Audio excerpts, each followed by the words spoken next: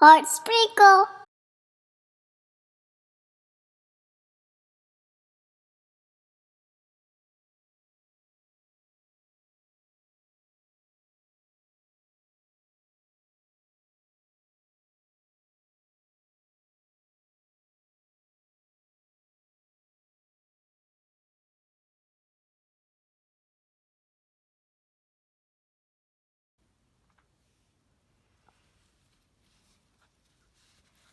If you are advanced and you already know how a C2C stitch works up, rows 1 through 14 is all red. So if you guys want to go ahead and skip to the indicated time, you can actually start on row 15. But this is what row 14 looks like. So yeah, if you do just want to keep working from 1 all the way to 14, each row is the same amount of that red block. So for example, row 1 is 1 red, row 2 is 2 red, row 3 is 3 red, and that's how it is all the way up to row 14. For this week, I am trying the large clothespins to see if I like those better than the bob ease that I was going to use. Here I have them already prepped. You need 3 orange, 2 light pink, 3 dark pink, and 2 white. I did end up using 2 red bobbins, but you do end up dropping these 2 colors before you switch over to the orange.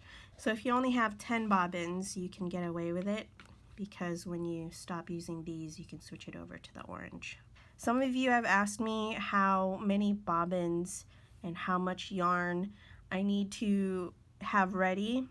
Honestly, I cannot really tell you how much yarn of each color you need on the bobbin, because you just reload the bobbin with more yarn as you go, or as needed. Alright, let's get started on our project. So in these videos, I'm going to be just going through the pattern row by row with you guys. Right now I am pulling from my red skein because we're doing like 14 rows of all red, and I didn't want to separate them in individual bobbins just yet. So let's get started. For row 1, we need 1 red.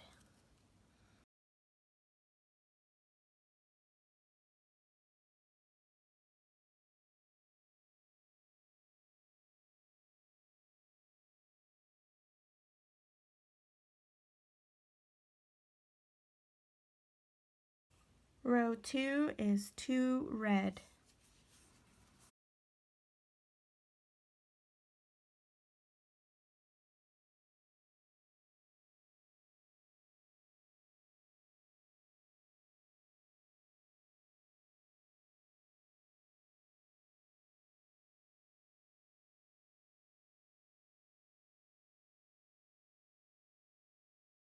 Row 3 is 3 red.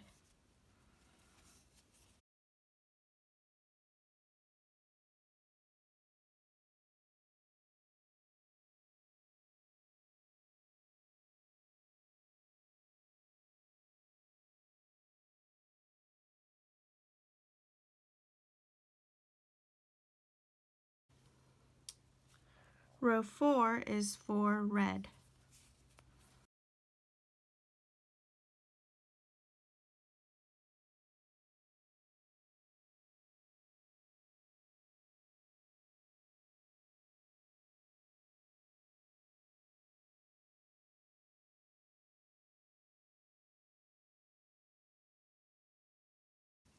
Row 5 is 5 red.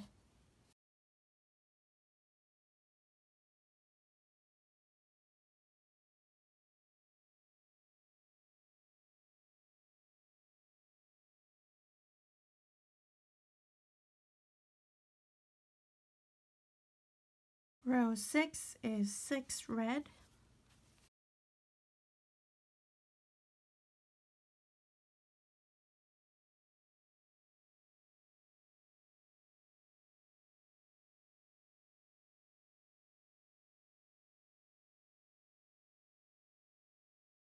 Row 7 is 7 red.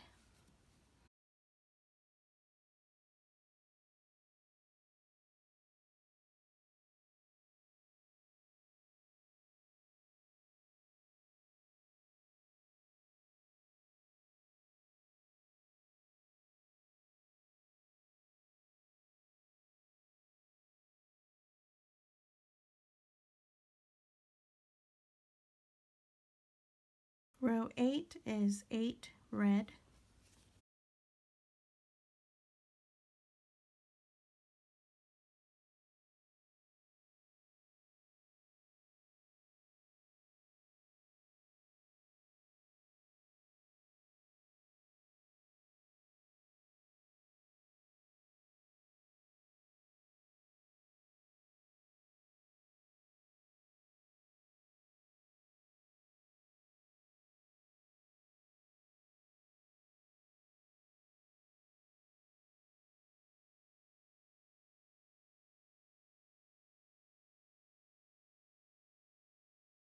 Row 9 is 9 red.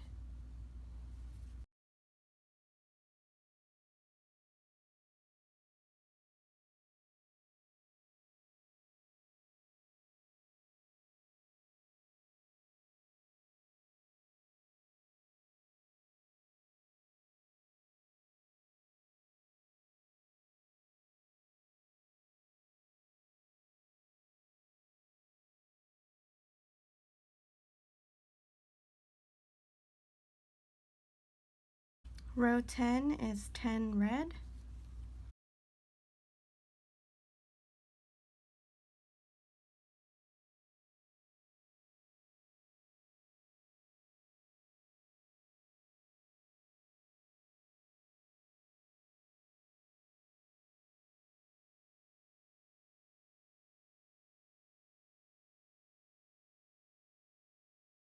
Row 11 is 11 red.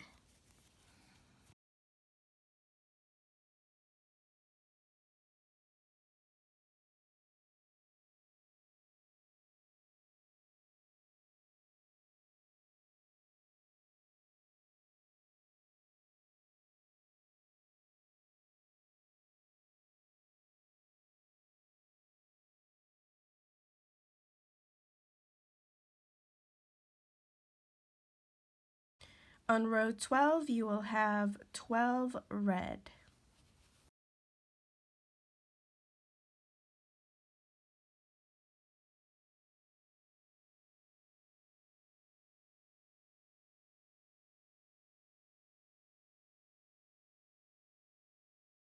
On row 13, you will be making 13 red.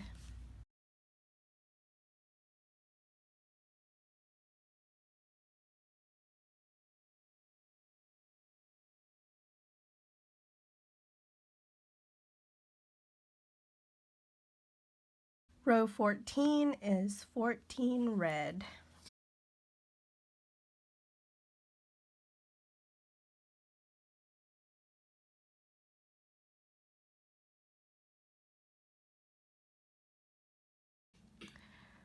So here I have my stitch marker or project saver. I'm at row 14. Row 15 is the first row we're going to have for the color change. And if you watched the first video, I have shown you guys how to do the color change. I did rows 1 through 14 attached to my actual skein, but now I have to detach it, and I'll show you guys how to do the color change and how to reattach new yarn. For row 15, we need 4 red. I've finished my 4 red, and now we're going to add on or switch over to our dark pink, and you will need 4 dark pink squares. I know in my previous video I said I was going to use these, but someone in the group shared the video link for this, and I just wanted to try it out and see if I like it better than these ones. Now I'm going to show you again how to do the color change. I personally like to have really long tails, whether I sew them in or crochet over it. We're going to make a slip knot with the new color. We're going to slip stitch it in, Normally you take the red yarn and slip stitch here to start a new square, but we're going to use the pink, the dark pink, to do that, and then tighten here. Okay, now we're just going to do chain 2, 3 double crochet, which is our normal C2C square. So here, this is what it looks like with the chain on there, and you can tug at this until it practically disappears and hides that color change a little bit better. I'm going to leave my tail because I'm going to attach it to new red here in the next couple rows. So we need 4 dark pink. I've finished the dark pink and now I'm attaching a new red again. This time I'm using one of my little bobbin guys.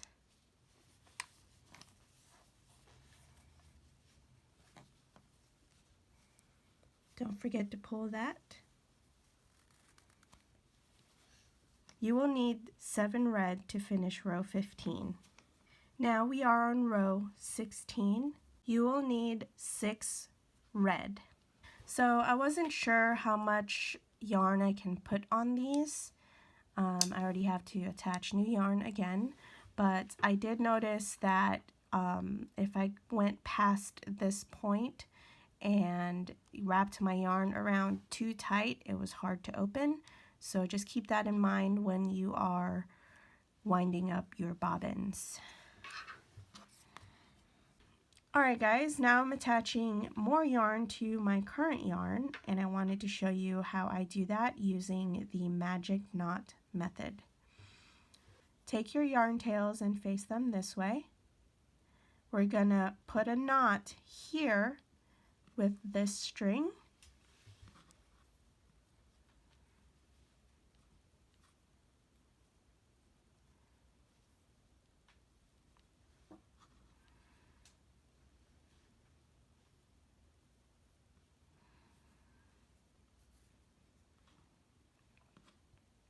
Now we're going to take the other tail and make a knot onto this string.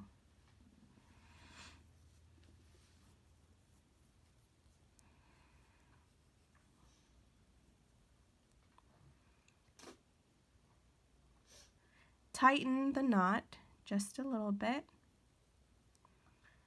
and then pull. Now you can tighten the knot as much as you can.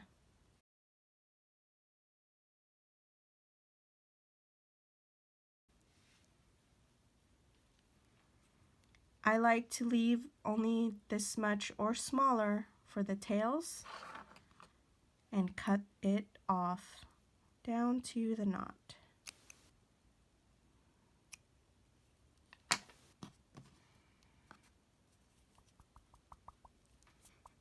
Now you have attached your new yarn to your current yarn. This is the square that has the knot in it. Just wanted to show you guys. Now we need 1 white.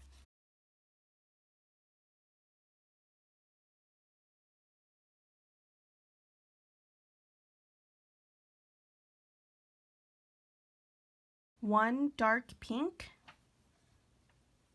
I'm taking this yarn and slipping it into the chain 2. So it's here. I'm going to bring it to the back there and slip stitch it like so. Chain 2.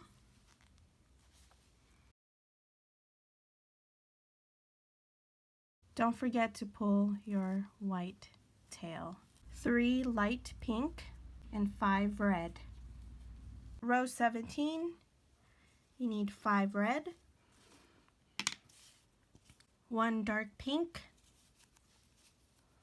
3 light pink, and to bring this over, I have the yarn in front and I'm pulling it from the back like this. So it kind of twists within itself.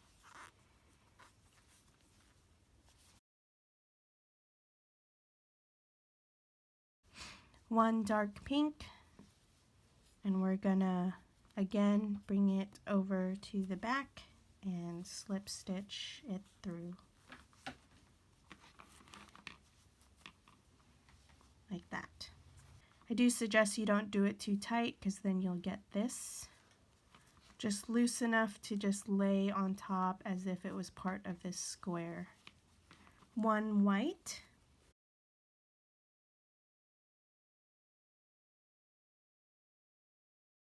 six red,